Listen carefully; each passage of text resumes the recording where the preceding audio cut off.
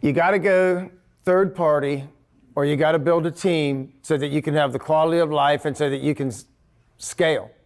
I mean, that's what I've been saying all the way through. At some point, if you want to go big, you can't run the little minutiae yourself. And even if you could, what kind of life is that dealing with it? You got to move on. You got to let some people do some stuff. You got to understand that maybe they won't be as good as you, Mike Wagner, in running the thing exactly the way you would run it, but it's okay, because the ability to scale is going to take you home financially. And so even though they're not perfect, as long as they're honest and good and nice and would never cheat from you, then it's still okay. It's easier for me to buy another facility and plop it into an existing system.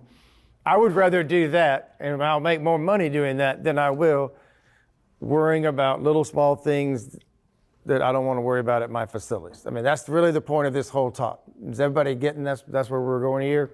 And for me, and this isn't the same for everybody, but now that my head is on straight, now that I understand that my employees are an asset that I'm leveraging to make myself more wealthy, I have really enjoyed blessing them with these jobs. That's the way I look at it.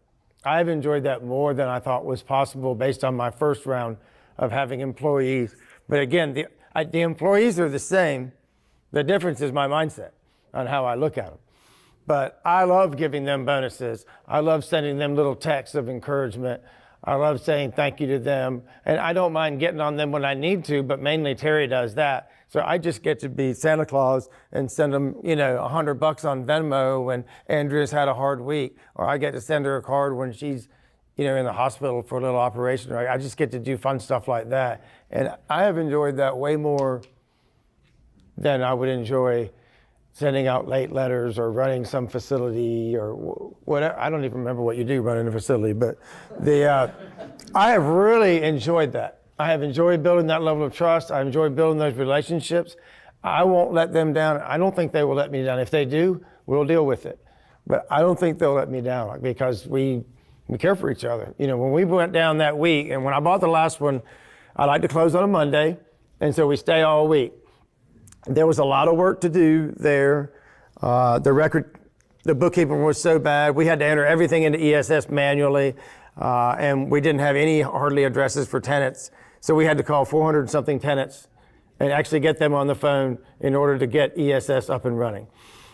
So I brought in everybody, even my boots on the ground at facilities 3 hours away. I brought them all in. We stayed at a hotel, beachfront, and they all worked in the office for a week. We all worked together. We all went out every night and had fish and seafood and drinks and a good time. And they all busted their ass for me all week.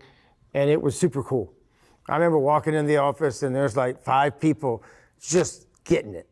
I mean, talking to tenants, calling people back, working with contractors. I mean, I rode around with the seller and was turning utilities on, and I'd come back and I'd bring, a cooler full of drinks or whatever for everybody, get some more caffeine in them to keep going. And they're all just working hard, laughing, having a good time. And I was like, this is the coolest thing ever, And I really didn't do anything. I'd go back to the hotel and get my computer out and check my email, and whatever, had to meet with some insurance person or whatever, but I didn't do any of the stuff that they were doing. And they killed it for a week and got it all done, and we had fun every night, and it was really fun. I totally enjoyed that week. I didn't do anything that I thought was hard or anything, and that's it. I flew home from that trip and I have done nothing else. It's been another almost 60 days. I've done no other work on that project at all. They're in charge. I see what's going on. I see everything because it's in the software. So it's not like I'm clueless. And I know what bills are coming through. So, I know pretty much that we're getting a lot of this CapEx done and all that. But I don't have any role. Like, I'm completely and totally done in something catastrophic. And like I said, I made $6,000 on the first month. That's the leverage I'm talking about. That's how you can get really, really big. So anyway, I like that. But you don't have to like that. You can hire a third-party manager. And if you don't like, and this is the way I was years ago after my first round of employees, I never wanted any employees again. And let's say I had a mindset shift, and so now I like having them. But if you don't want to do that, the third-party managers are out there. The facility that Alex bought, third-party management brought that from, what was it, 40 or 50% full to 85% full in a year. They were doing a pretty decent job. It won't be as good as you and your team, but they were doing pretty good. And they were doing good enough so that if you could use that to leverage into another facility, you're making more money than you would be just owning that one and spending all your time. You know what I mean, Ian? That's what I was going to say, is that you're hammering home, just take action and do a deal. Yeah. Wouldn't it make it easier if you could just concentrate on buying the property and have someone else managing it and get into it and roll? Right. My only role now in my business is acquisitions and raising money. And yet I have made a moratorium that I'm not buying more deals for a year. So I ain't got nothing to do. There's no reason to raise any money, and I'm not doing any acquisitions. So you got to start somewhere, get in the game. Any people out here ain't got no facility yet? Get in the game. You're never going to get to where you can buy 65,000 square feet and plop it into a system that takes care of it for you if you don't go buy your first one. Get in the game. We learn the business by doing it ourselves, and then later on we have somebody else doing it, but we understand what they're doing. I think it's fine to do it on your first one and then move along. That's the evolution that I'm talking about. Reap the rewards. Why are we here? I mean, why are we doing this? What is your why? I know some of you and what storage is supposed to do for you, but all of you, it's not working 40 hours a week. Everybody's why in here involves some type of freedom. Financial freedom, time freedom, both. And the way you get there is the first one's not going to do it. You're going to work your ass off finding it. You're going to work your ass off running it. You're going to make a bunch of mistakes. You're going to worry too much. You got to go through the evolution. That's why I want each of you who are just getting started to know what the finish line looks like. The first one's going to be work. It is going to be work. But you got to do the first one. You got to get in the game until you can get to the sweet spot later on. So here's the evolution. You start off, you ain't got no hair and you look like a baby. And then you get in the game and you start being a little cooler, just a little bit cooler. And ultimately, there you are, a hippie next to an outhouse.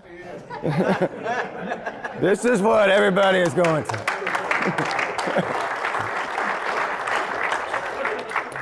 Does anybody have any questions about the stuff I was going over? One-armed man?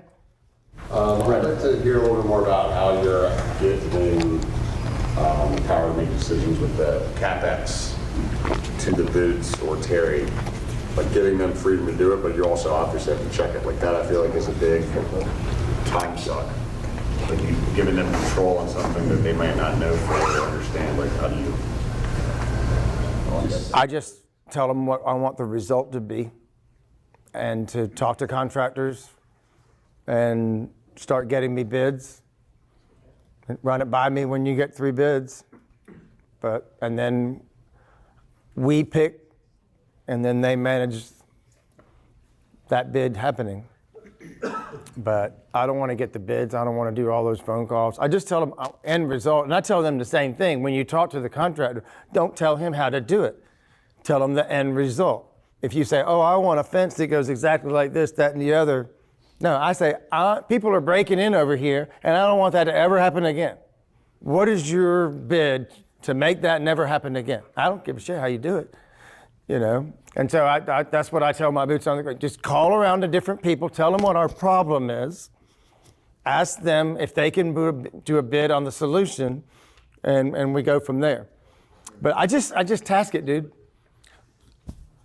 Am I really that good at that stuff? I mean, the bar is not that high. I've not been in commercial construction or whatever. I mean, it's really arrogant for me to think that I am the best person to get those bids. I'm really not. I'm just a guy who's buying storage and tries to get other people to do all the work, you know. So I don't have any problem tasking that out to someone else who works for me and expecting them to do a good job, because I just understand that I'm not that good at it. So whatever. What Yeah. Your boots on the ground guy doesn't really have that skill set or not really interested in that part of it. Do you just get someone else to do that, or you do it yourself? As far as making calls and getting that. I'll be honest with you. Sometimes it's boots on the ground, but many times it's Terry and Mike. And so I wouldn't be as far along if I didn't have the facilities manager. I don't think, like Melissa at Highway 49, she would not be good at getting bids on a major CapEx project. But I have Terry and Mike, and so I tell them what to do, and they farm it out as best they can. And so sometimes it's the boots on the ground, and sometimes they say, well, it'd be easier for me to do that myself. But I just tell them what to do. I tell them, we have a meeting, and I say, don't you think we need to do something about the break-ins on the south side? And it's like, yeah. And I was like, well, we need to task that, we need to get that done. We need to get some bids. And so you get together with Melissa and y'all figure out who's going to get the bids or whatever. But I just say what I want to happen. Again, if I can get my P&L and balance sheet and those numbers are good, we don't have to have a meeting. And so if you're working for me, and I'll say, Alex, do you want me to micromanage you, or do you want me to trust you and let you do it? You're going to say, I want you to trust, right? You don't want to be micromanaged. I say, okay, well, here's how I'm going to judge you. These numbers are going to come, they're all going to flow through. And for them, I just say P&L, that they don't really even know what a balance sheet is. But that's all going to flow through to there.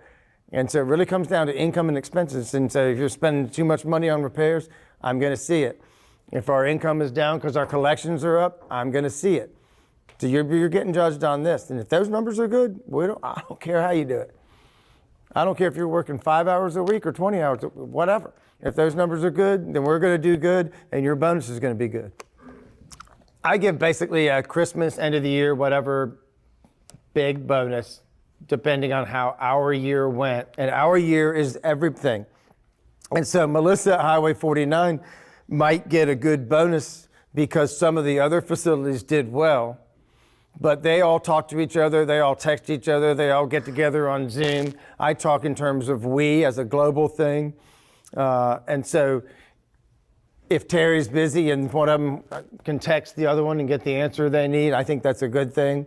And so I'm doing that, but I also bonus on demand. When I say on demand, I mean, if I know that Andrea worked really hard. I hear from Terry that Andrea worked like way hard this week, got a bunch of stuff done. I can see all the units that came online that were all full of trash. So anyway, I just know that she worked really hard this week. I'm just going to send her some money. I'm just going to Venmo her some money. Just boom, immediately, or whatever, for whatever reason. I like to text. You go back to Maslow's hierarchy of needs, recognition being number one.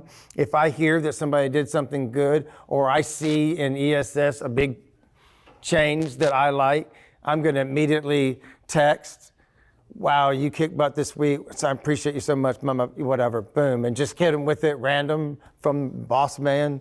I think that goes a long way.